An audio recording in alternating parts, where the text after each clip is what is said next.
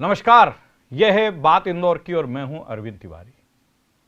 आज हम बात करेंगे नामदेव दास त्यागी उर्फ कंप्यूटर बाबा की। आज सुबह जब नींद खुली तब तक जम्बूडी हप्सी स्थित कंप्यूटर बाबा के साम्राज्य को ध्वस्त किया जा चुका था। इसके बाद तो बात बाबा ही बाबा की चली और शाम होते होते बाबा के सारे काले काम सामने आ गए। ऐसा लगा कि धार्मिक संत की आड़ में उन्होंने अपना जो साम्राज्य स्थापित किया था उसके पीछे की कहानी कुछ और है। कांग्रेस के दिग्गज नेता दिग्विजय सिंह सबसे पहले बाबा के बचाव में सामने आए और कल वे जेल में बंद कंप्यूटर बाबा से मुलाकात करने भी आ रहे हैं। बात को आगे बढ़ाएं इसके पहले जरा वो पूरा नज़ारा देख लीजिए जो आज सुबह कंप्यूटर बाबा के जम्बूडी हप्सी स्थित आश्रम में था। और उन दो अफसरों को, इंदौर के एडीएम अजय देव शर्मा और एएसपी प्रशांत चौबे को भी सुन लीजिए जो इस कार्रवाई को लीड कर रहे थे। सबसे पहले बाबा के आश्रम का सुबह का नजारा।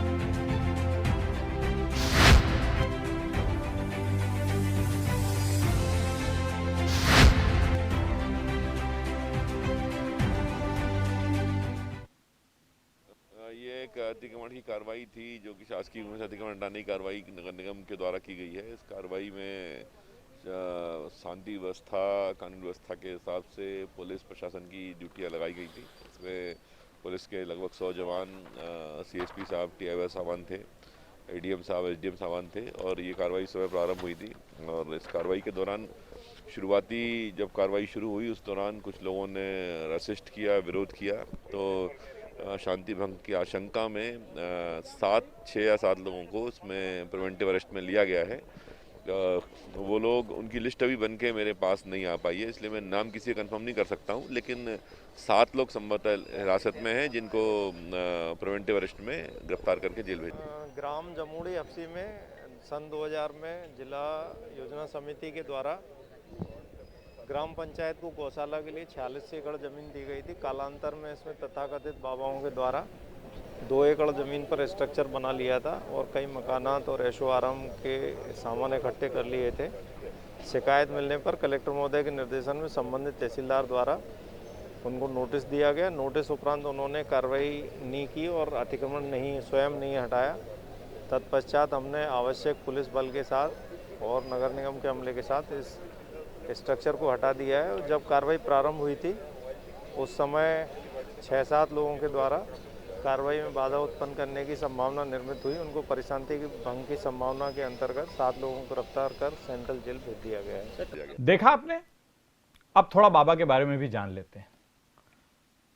जम्बूडी हप्सी की जिस जमीन पर बाबा ने गौशाला विकसित करने के नाम पर अपना साम्राज्य स्थापित किया वो जमीन 46 एकड़ है और इसका बाजार भाव 80 करोड़ रुपए है। इससे लगी 2 एकड़ सरकारी जमीन पर भी बाबा का कब्जा है।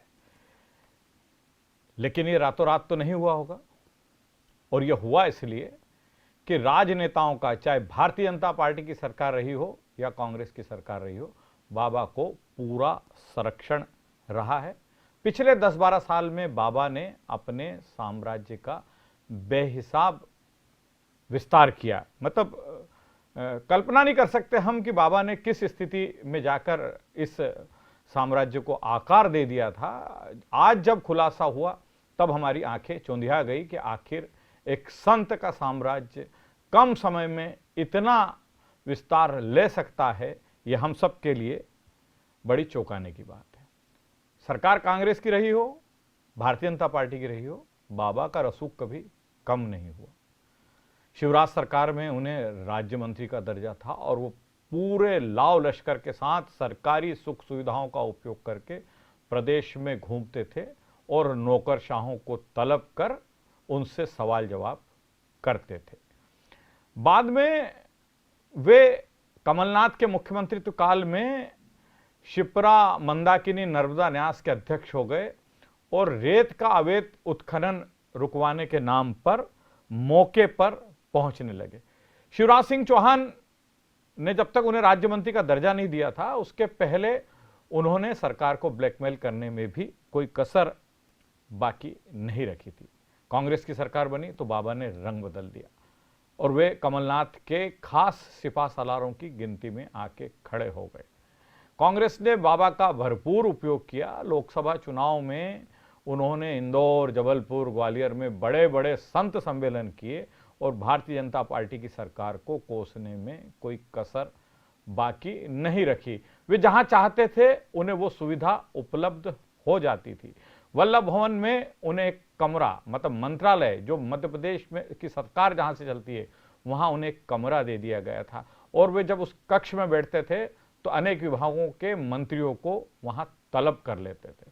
लोकसभा चुनाव के दौरान बाबा दिग्विजय सिंह के लिए मोर्चा संभालते रहे और उन्होंने वहां संतों का समागम लगाकर 2-3 दिन तक ऐसा मजमा जमाया कि पूरे देश का जो मीडिया है वो बाबा की ओर खिंचा चला आया। बाबा ने संतों का एक मार्च भी दिग्विजय सिंह के समर्थन में निकाला। अभी जब मध्य प्रदेश में सरकार का फैसला होना था और 28 विधानसभा क्षेत्रों के उपचुनाव थे, तब बाबा लोकतंत्र बचाओ यात्रा लेकर इन 28 विधानसभा क्षेत्रों में पहुंचे। वो भारतीय जनता पार्टी की सरकार को कोसने में कोई कसर बाकी नहीं रखी। लेकिन मुझे लगता है कि यही लोकतंत्र बचाओ यात्रा बाबा के बूंदे बैठ गई और उसी का नतीजा है एग्जिट पोल आने के तत्काल बाद जम्बूडी हप्सी स्थित बाबा का साम्राज्य ध्वस्त होना। मैं समझता हूं कि बाबा संत कम, संतों के मैनेजर ज्यादा हैं। उन्हें सौदेबाजी में महारत हासिल है। मैं खुद देख चुका हूं कि लोकसभा चुनाव के दौरान उन्होंने कांग्रेस के उम्मीदवारों के पक्ष में काम करने के लिए किस तरह की सौदेबाजी की, किसी से छुपा हुआ नहीं है। 2016 में जब सिंहस्थ होने वाला था उसके पहले बाबा ने सरकार पर आंखें तरेर ली थी और मुझे ध्यान है कि तब मध्य प्रदेश के गृह मंत्री और इंदौर के प्रभारी भूपेंद्र सिंह को उन्हें मनाने इंदौर आना पड़ा था। बाबा अनशन पर बैठ गए थे और उन्होंने किस तरह की सरकार से सौदेबाजी की, इसका अंदाज आप इसी बात से लगा सकते हैं कि इस अनशन पे बैठने के बाद और गृह मंत्री भूपेंद्र सिंह के उनको मनाने इंदौर आने के बाद बाबा का सिंहस्थ का पूरा कामकाज सरकार ने निपटा दिया। मतलब आप समझ गए होंगे मैं क्या कहना चाह रहा हूं कि सरकार ने बाबा का पूरा कामकाज निपटा दिया। लेकिन बाबा के यहां हुई कार्रवाई को लेकर अब राजनीतिक आरोप प्रत्यारोप का दौर शुरू हो गया है। कांग्रेस कह रही है कि यह राजनीतिक प्रतिशोध की कार्रवाई है। दिग्विजय सिंह का ट्वीट तो सबसे पहले आज सुबह ही आ गया था। उन्होंने कहा कि किसी संत के साथ इस तरह का व्यवहार ठीक नहीं। दिग्विजय सिंह का कंप्यूटर बाबा के पक्ष में खड़ा होना स्वाभाविक है, क्योंकि कंप्यूटर बाबा जब दिग्विजय सिंह लोकसभा का चुनाव भोपाल से लड़ रहे थे तब उनके साथ खड़े नजर आए थे।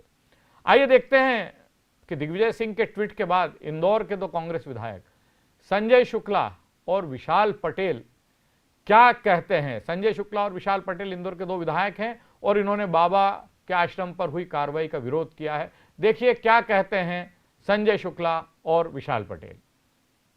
देखिए, भारतीय जनता पार्टी बौखला चुकी है क्योंकि उनकी सरकार परसों गिरने वाली है और 28 जो विधानसभा उपचुनाव थे उस उपचुनाव के अंदर आदरणीय कंप्यूटर बाबा ने लगातार उसका विरोध किया, क्योंकि उन्होंने संविधान की हत्या करी है और जो नोटों की सरकार बनाई थी, बोटों की सरकार गिरा के, उसके लिए लगातार 6 महीने से लगातार काम कर रहे थे।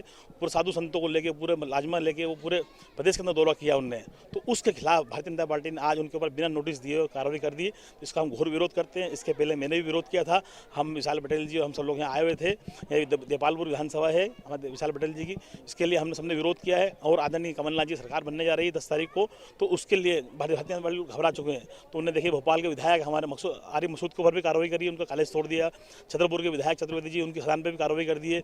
और इंदौर में आज कंप्यूटर बाबा की कार्रवाई करके उनका पूरा आश्रम तोड़ दिया। ये भारतीय हिंदू धर्म की बहुत बड़ी हत्या की। मैं प्रशासन को चेताना चाहता हूँ। मुझे संज्ञान में आया है कि एक अमला सुबह जल्दी यहाँ निकला है घुमटगिरी के लिए। घुमटगिरी जो आश्रम और मंदिर का तोड़ने की जो बात कर रहे हैं, लेकिन मंदिर कलौता समाज का मंदिर है। वो मंदिर पूरे समाज ने बनाया है। मैं इसके पहले भी जब वहाँ नोटिस जारी हुए थे, उस समय भी मैं कह के आया था कि अगर मंदिर की एक भी कील हिली तो कलौता समाज पूरा रोड पर आएगा, इसका उग्र आंदोलन करेगा। और जिस प्रकार से भाजपा ये गंदी राजनीति कर रही है, आश्रम तोड़ना, मंदिरों को तोड़ना, कॉलेजेस तोड़ना, ये गंदी राजनीति है, हीन भावना है। मैं पुनः पूरे प्रशासन को चेताना चाहता हूँ कि अगर किसी भी प्रकार का कलौता समाज के मंदिर को अगर थोड़ा भी हिलाया गया, एक ईंट भी हिलाई गई, तो संपूर्ण मैं ही साथ में और संपूर्ण कलौता समाज, पूरा देपालपुर विधानसभा ही नहीं, समस्त जिले के कलौता समाज के लोग रोड पर उतरेंगे और उसकी जवाबदेही पूरी की पूरी प्रशासन को होगी।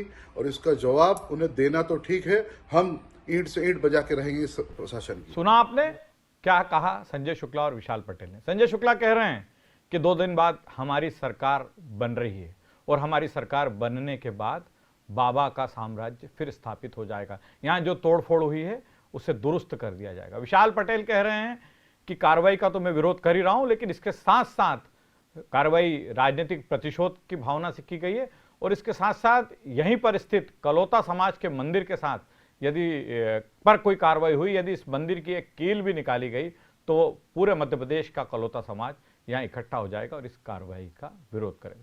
अंदाज तो लग ही गया होगा आपको बाबा के रसूख का, बाबा के दबदबे का, कि सुबह दिग्विजय सिंह का ट्वीट, उसके बाद 2 विधायकों का कांग्रेस के बाबा के पक्ष में खड़ा होना। और कोई बड़ी बात नहीं कि शाम होते होते या दिन खत्म होते होते कमलनाथ भी बाबा को लेकर कोई बयान जारी कर दें। जैसा मैंने आपसे कहा कि बाबा सौदेबाजी में बहुत माहिर हैं। इलाहाबाद के कुंभ के पहले बाबा का महामंडलेश्वर का दर्जा खत्म कर दिया गया था, लेकिन जोड़ तोड़ में माहिर बाबा अंततः वह दर्जा फिर पाने में सफल हो गए। आज सुबह जो कार्रवाई हुई उसके बाद बाबा से लेकर तमाम खुलासे हुए। एक खुलासे में कहा गया है कि बाबा का जो आश्रम है वो किसी आरामगाह से कम नहीं है। दूसरा खुलासा हुआ कि उन्होंने अंबिकापुरी स्थित एक मंदिर पर भी कब्जा कर रखा है। तीसरा खुलासा हुआ कि एक वन भूमि पर भी उनका कब्जा है और उसे हटाने की कार्रवाई के तहत उन्हें नोटिस दिया जा चुका। मेरा सवाल यह है कि क्या बाबा का यह साम्राज्य रातों रात स्थापित हो गया? पिछले 10-12 साल में जब बाबा अपने इस साम्राज्य को आकार दे रहे थे, अब कहा यह भी जा रहा है कि बाबा ने अपने रसूख के बल पर कई जगह जमीनों पर कब्जे कर लिए। बाबा विवादित जमीनों के झगड़े भी सुलझाया करते थे, तो पहले इस पर किसी की नजर क्यों नहीं गई? क्या बाबा ने यह सब रातों रात खड़ा किया? बाबा का साम्राज्य जब आकार ले रहा था तब किसी का ध्यान क्यों नहीं गया? जी हां, सिर्फ इसलिए नहीं गया कि पहले भारतीय जनता पार्टी की सरकार के दौर में उन्हें रसूखदारों का समर्थन था और जब कांग्रेस की सरकार बनी तब तो बाबा यह दिखाने लगे थे कि वे मुख्यमंत्री कमलनाथ के खासम खास। इस बार बाबा कार्रवाई की जद में इसलिए आए कि जब मध्य प्रदेश में विधानसभा उपचुनाव कांग्रेस और भारतीय जनता पार्टी के लिए प्रतिष्ठा का प्रश्न बने हुए थे, तब बाबा कांग्रेस के पक्ष में लोकतंत्र बचाओ यात्रा लेकर 28 विधानसभा क्षेत्रों में घूमे और भारतीय जनता पार्टी की सरकार और मुख्यमंत्री शिवराज सिंह चौहान को कोसने में कोई कसर बाकी नहीं। बाबा सौदेबाजी में कितने माहिर हैं, इसका एक उदाहरण मैं आपको देना चाहता हूं। मध्य प्रदेश में जब सरकार ने नर्मदा किनारे पौधारोपण का एक व्यापक अभियान छेड़ा था, तो उसके बाद बाबा ने तमाम सरकारी सुविधाओं का फायदा लेने के बावजूद ये घोषणा कर दी कि वे नर्मदा किनारे हुए पौधारोपण की जांच करने निकलेंगे। और बाबा 4 संतों को साथ लेकर और कुछ और लोगों को साथ लेकर दौरे पर निकल पड़े। ताबड़तोड़ सरकार को उन्हें मनाना पड़ा और उस यात्रा को रोकने के लिए ही बाबा को राज्य मंत्री स्तर का एक पद दिया गया। साधु संतों में बाबा का बड़ा विरोध है। सुनिए देव मुरारी बापू को, पर उसके पहले संत अखिलेश्वरानंद का वह ट्वीट देखिए जो आज उन्होंने बाबा के आश्रम पर हुई कार्रवाई के बाद जारी किया। इसके बाद सुनिए देव मुरारी बापू को।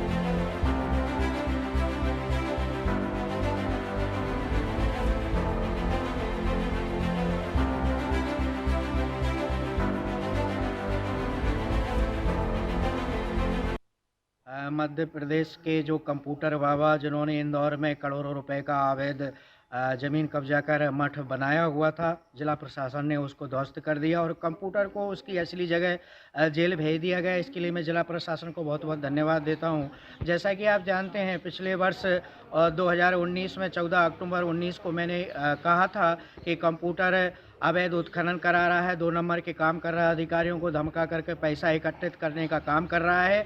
पुलिस ने उसको उसकी जगह उसके अंजाम तक भेज दिया और मैंने कहा भी था कि कंप्यूटर तो होगा फेल, कमलनाथ जाएंगे जेल। कमलनाथ की सरकार पहले ही गिर चुकी है, कंप्यूटर अपनी जगह पहुंच गया। जब गुरु जेल पहुंच गया तो अब चेला कमलनाथ का भी नंबर आने वाला है, वो भी अपने अंजाम तक पहुंचेंगे। और मैंने परिवाद दायर करते हुए न्यायालय में भोपाल में कंप्यूटर के खिलाफ शिकायत की थी कि यह अवैध करोड़ों का धन उगाही कर रहा है और इसके साथ साथ अधिकारियों को धमका रहा है, अवैध नर्मदा में रेत खनन करा रहे हैं। इसलिए इसका आज पोल खुल चुका है। रामचरितमानस में भी कहा गया है, कालने में जिमि रावण राहु ग्रह अंत न होने बाहु। कंप्यूटर का भेद खुल गया है और पुलिस ने उसको अपने अंजाम तक पहुंचा। चलिए कुछ भी हो, बहाना कुछ भी हो, लेकिन इंदौर के जिला प्रशासन ने बाबा के साम्राज्य को ध्वस्त करने का साहस तो जुटाया।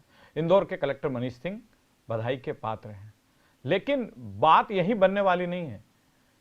कंप्यूटर बाबा की तरह अन्य दूसरे संतों ने भी संत का लबादा ओढ़कर जिस तरीके से अपने साम्राज्य का विस्तार किया है, जिस तरह से सरकारी जमीनों को हथियाया है, जिस तरीके से मंदिरों की जमीनों को हथियाया है और अपने साम्राज्य का दिन ब दिन विस्तार किया है, उन पर भी कार्यवाही जरूरी है। बाबा को लेकर और खुलासे होंगे, अभी तो शुरुआत है, बात निकली है तो दूर तलक जाएगी।